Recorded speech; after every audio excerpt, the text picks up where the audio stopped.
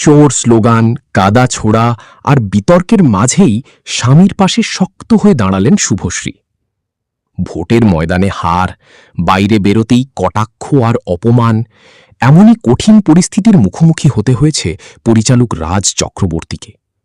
ব্যারাকপুর কেন্দ্রে ফল প্রায় স্পষ্ট হয়ে যেতেই গণনা কেন্দ্র ছাড়েন রাজ।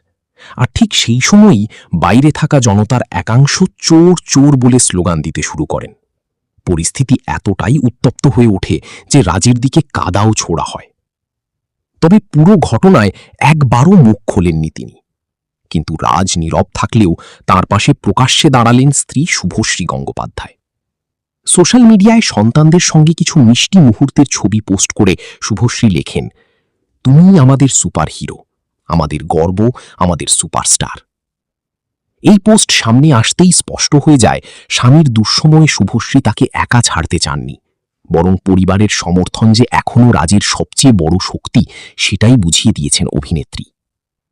শুভশ্রীর এই পোস্টে অনুরাগীদের প্রতিক্রিয়াও ছিল চোখে পড়ার মতো। কেউ রাজকে সাহস জুগিয়েছেন, আবার কেউ বলেছেন তাকে রাজনীতির বদলে আবার পুরোপুরি সিনেমার জগতে ফিরতে দেখতে চান। তবে একটা বিষয় পরিষ্কার, রাজনৈতিক ময়দানে বিতর্ক থাকলেও ব্যক্তিগত জীবনে শুভশ্রী এখনও রাজের সবচেয়ে বড় ভরসা।